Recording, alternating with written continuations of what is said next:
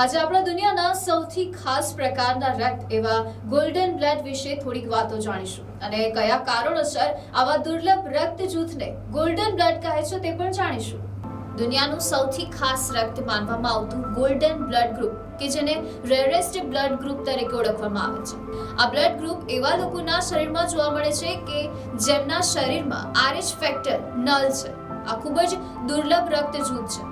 આ કારણોસર તેને ગોલ્ડન બ્લડ પણ કહેવામાં આવે છે. સામાન્ય રીતે આપણે જાણીએ છીએ કે માનવ શરીરમાં 8 પ્રકારના બ્લડ ગ્રુપ જોવા મળે છે, જેમાં A, B, AB, O positive અને નેગેટિવ, પરંતુ એક બ્લડ ગ્રુપ એવું પણ છે જેના વિશે લોકો જાણતા નથી.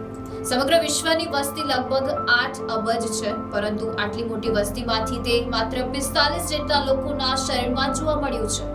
એક રિસર્ચ રિપોર્ટ અનુસાર વર્ષ 2018માં જ્યારે આ બ્લડની દુનિયાભરમાં શોધ કરવામાં આવી ત્યારે જાણવા મળ્યું કે દુનિયામાં માત્ર 45 લોકો જ આ ખાસ બ્લડ ધરાવે છે. તેમાંથી માત્ર 9 લોકો જ તેમનું રક્તદાન કરી શકે છે. પરંતુ આ બ્લડ ગ્રુપની એક ખાસ વાત એ છે કે આ બ્લડ કોઈને પણ ચડાવી શકાય છે. વાસ્તવમાં આ બ્લડ ગ્રુપનું બ્લડ અન્ય બ્લડ ગ્રુપ સાથે સરળતાથી મેચ થઈ જાય છે. જો કે આ જૂથના લોકોને કોઈ પણ જાતની ઇમરજન્સીમાં લોહીની જરૂર હોય તો તેમને સમસ્યાનો સામનો કરવો પડે છે. આ કારણોસર તે વિશ્વનું સૌથી મોંઘું લોહી પણ છે. આ બ્લડ ગ્રુપની શોધ 1960માં થઈ હતી. તેનું સાચું નામ RH નલ છે. આ ગ્રુપના લોહીની દુર્લભતાને કારણે તેને ગોલ્ડન બ્લડ નામ આપવામાં આવ્યું છે. આ બ્લડ ગ્રુપ ફક્ત તે લોકોના શરીરમાં જોવા મળે છે જેમનું RH ફેક્ટર 0 છે.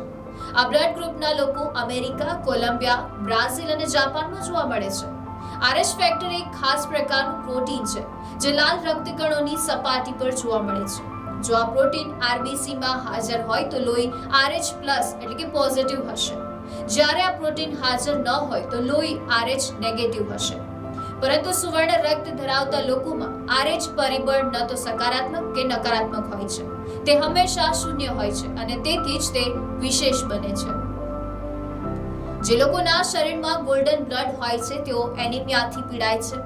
આવી સ્થિતિમાં તેમને વધુ આયર્નયુક્ત ખોરાક લેવાનું કહેવામાં આવે છે. તેમના લોહીમાં કોઈ એન્ટીજન નથી. આંતરરાષ્ટ્રીય સ્તરે આ બ્લડ ગ્રુપનું પરિવહન કરવું પણ મુશ્કેલ છે. આ કારણોસર સક્રિય દાતાઓ પાસેથી પ્રાપ્ત રક્ત સંગ્રહિત થાય છે. તેની અન્ય કોઈને ઓફર કરવામાં આવતી નથી. જ્યારે પણ આ રક્તની જરૂર પડે છે ત્યારે તે ફરીથી તે જ વ્યક્તિને આપવામાં આવે છે. Bureau report NTC news, Navsari.